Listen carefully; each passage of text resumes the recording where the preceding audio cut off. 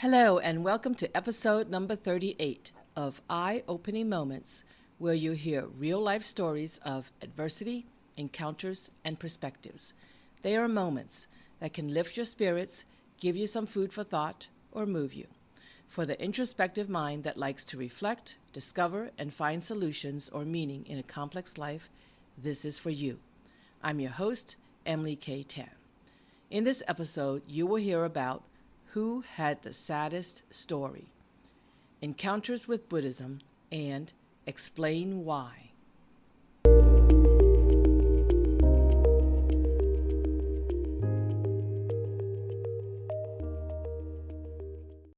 A moment of adversity called Who Had the Saddest Story. From quite a distance, I could already see the miles-long gold bar. It was shimmering brightly. It was incredibly long and a fantastic sight to see. Before I knew it, I stepped foot on the Gobi Desert. It was just sand, sand, and sand. But walking up and down on it and seeing nothing but sand, it felt like I was on another planet. I lay down on a slight slant of a dune to enjoy the vast sand that surrounded me. Surprisingly, my tour guide just lay down on the slope next to me. I enjoyed some dialogue with him. There were moments of silence, and it didn't seem to bother either one of us as we were taking in the magnificence of the desert. After a while, we walked back to the car. My tour guide also sat next to me, and tour guides don't usually do that. Anyway, he said he discovered that it was more comfortable sitting in the back seat than in the front seats. He was blinking a lot, and it seemed like something was wrong. I asked, "What's the matter?" He said some sand from the desert got into his eye, and he was trying to get it out. He said, "Why don't you tell me a sad story so I could cry and get the sand out of my eye?" I said, "I can't think of one right now." I felt bad. Then he said, "I'll tell you one, and then maybe I'll cry." He said when he was in college, he rented an apartment and shared it with his sister. It was winter, and winters in Mongolia were deadly cold. His family needed money, so he and his sister sent money home. He said they could send money home because they moved to a cheap apartment.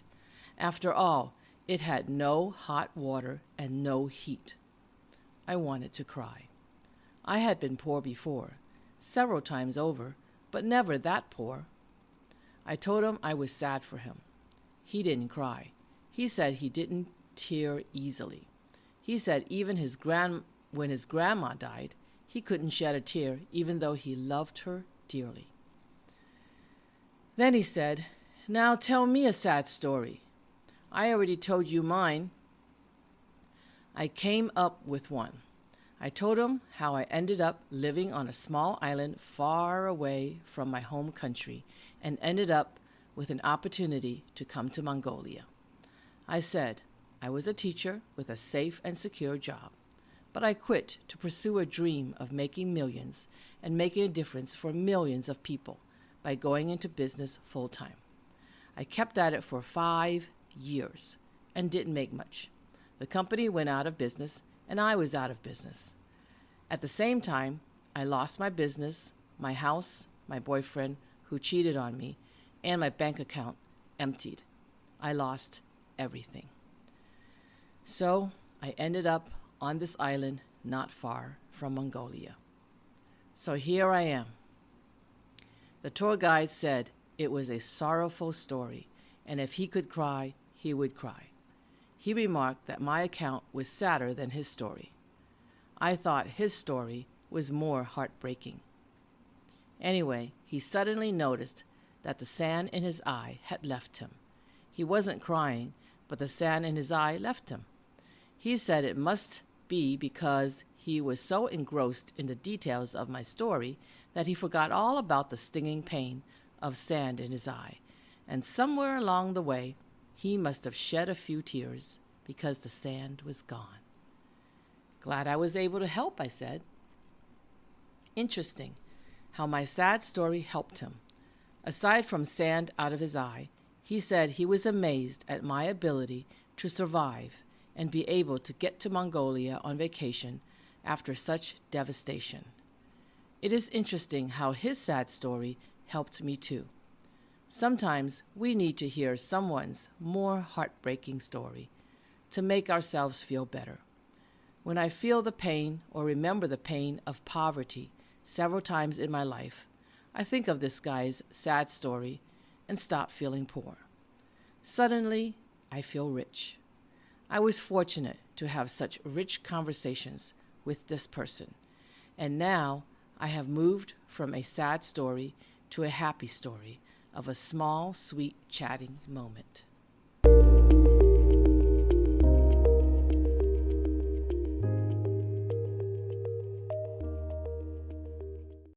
A moment of an encounter called Encounters with Buddhism. I met my first boyfriend when I was a teenager. When I was 20-something, he gave me some books on Buddhism. I kept them because he gave them to me, but I never read them. I moved many times after he gave them to me, and I always brought the books with me. I wasn't interested in reading them, but I kept them anyway. Anything he gave me, I kept, and I valued. Decades later, when my last boyfriend broke up with me, I suddenly thought about Buddhism. My last breakup was most devastating. What occurred to me after the separation was that nothing was forever. That thought made me think of the little I knew about Buddhism. Nothing is permanent, and we only have the present moment to live. Suddenly, I felt like I understood the little that I read about Buddhism, and I was living it. Still, having the books my first boyfriend gave me, they remained on my bookshelf, unread. However, I began to have a slight interest in the ideas. Yet nearly another decade later, I decided to go to Bhutan. An acquaintance had shared about it with me, and it piqued my interest. I went online to do a little research and discovered that it is one of the happiest places on earth. Also, it is the last Buddhist country. I arrived in Bhutan to vacation for only 7 days. Knowing that Bhutan was a Buddhist country, I asked my tour guide to take me to a bookstore. I was sure I'd find a good book about Buddhism. I found a book called Taming the Mind by Thubten Chodron. I bought it because I loved the title. This book was the first book I read about Buddhism, and it was fantastic. I reread it and underlined parts of it to reread some more. I love analyzing things about life, and the book had plenty of interesting and practical ideas. As the tour guide took me to many temples or places related to Buddhism, I had the opportunity to ask him many questions about Buddhism. Though he was a great believer, he didn't have many answers for me. Most of my questions would be answered from reading rather than from him. However, his behavior was a great model for me to understand Buddhism. I thought him to be an unusual tour guide, but part of it could be related to Buddhism. He didn't offer much information unless I asked him. He didn't demand anything of me or direct me on things. Instead, he only asked what he could do to help me or serve me. Though there was a schedule of activities or places to go each day, nothing was hurried. Everything was taken leisurely. I felt no judgment and no demands from him. All that seemed present was acceptance and living in the moment. I was not told what was next or when each meal would be. Since I wasn't told, I told myself to move along, and whatever will happen, will happen. If I asked, he would tell me. If I didn't ask, he would not say anything. Talk about living in the moment, as if we had all the time in the world. While in the car on the way to our destination, you would think the tour guide would tell me some stories or history about Bhutan. He didn't. However, I would ask, and then he would answer. If I didn't ask, it would be quiet. Long periods of solitude didn't seem to bother him or the driver.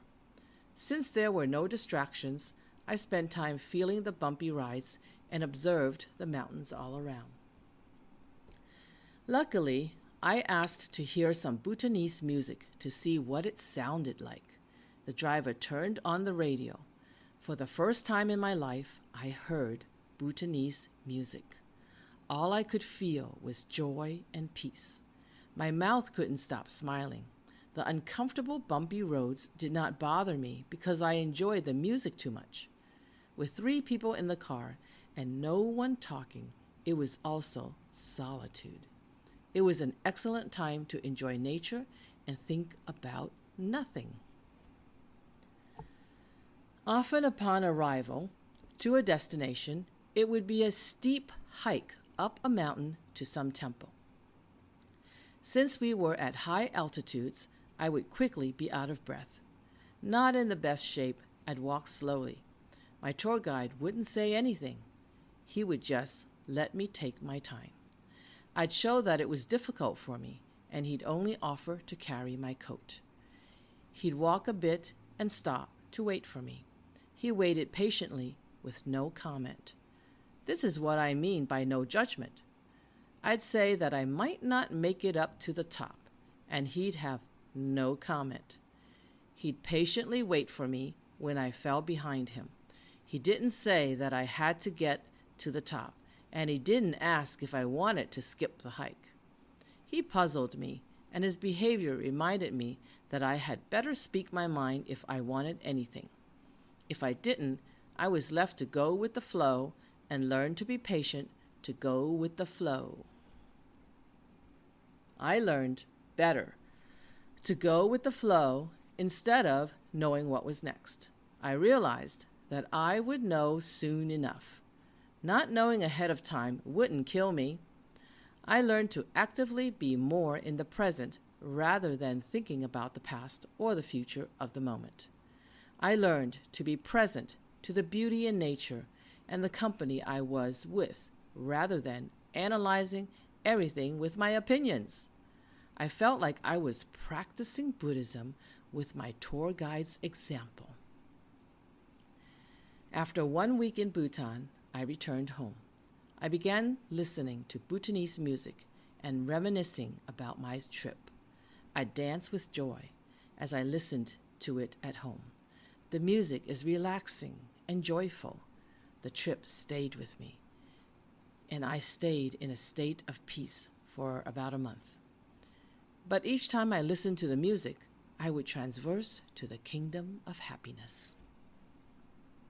After coming home from the trip, I finally pulled out the Buddhist books that my first boyfriend gave me all those years ago. At last, I began to read them. I read all of them. One book was particularly thick, but it turned out to be easy reading, and I finished reading it too. It was amazing how fast I read them. It reminded me that the teacher would appear when the student was ready. It took several decades, but I finally read those books my ex gave me. I even bought more books on the subject and listened to talks by Thupten Chodron. I enjoy her style and humor. What have I gained from all the encounters with Buddhism? In a nutshell, I'd say I can generate a mind of peace by being present in the moment, observing and appreciating nature more, and going with the flow. Demand less and offer more to others. Analyze a bit less and enjoy a bit more. Remember that we are interdependent beings, and what we do does matter. Remember that a bit of kindness goes a long way, and a lot of anger helps no one. Giving unto others is far more gratifying than taking from others. Judge less and love more. We'll all be happier beings.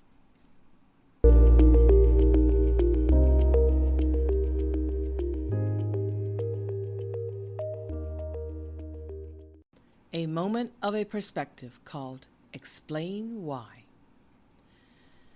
On the small island of Taiwan, I found that people there always seem to explain the unexplained with fate or destiny. It means to have no control over what happens. I thought it was odd and opposite from where I grew up and lived most of my life, the great USA. In America, we believe we are in control of our destinies, or make our destinies. I always thought that, so I worked hard, sought opportunities, educated myself, and did whatever I could to achieve my goals. There is nothing wrong with all that, in and of itself.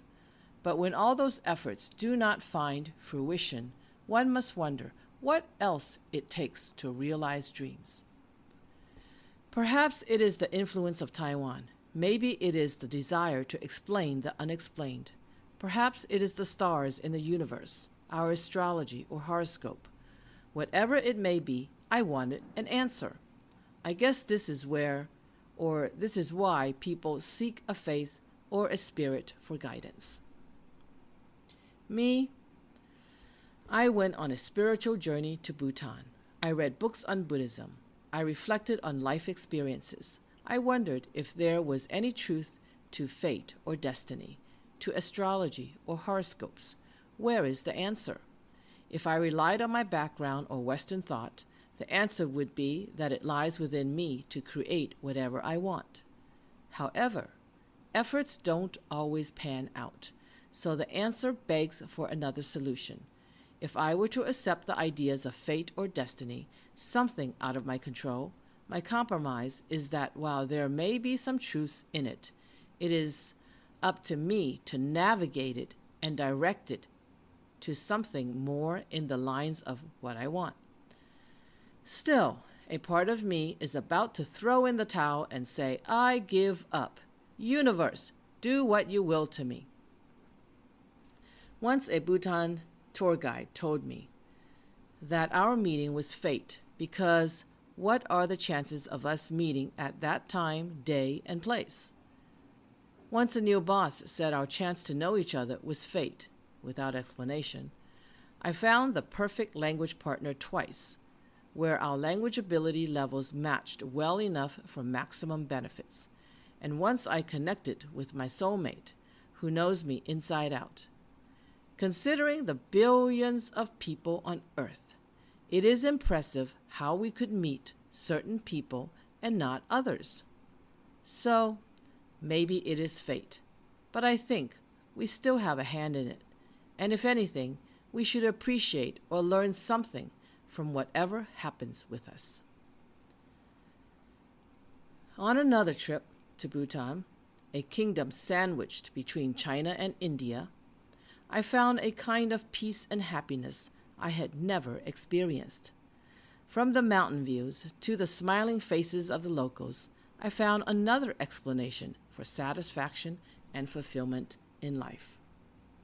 As part of the universe, we live with the splendor of nature that surrounds us. We need to appreciate its beauty and magnificence. We also need to wake up to the greatness of humans and acknowledge their complex and extraordinary ways of being. We need not explain everything with the combination of nature and humans. We only need to marvel at their greatness and enjoy each moment of life.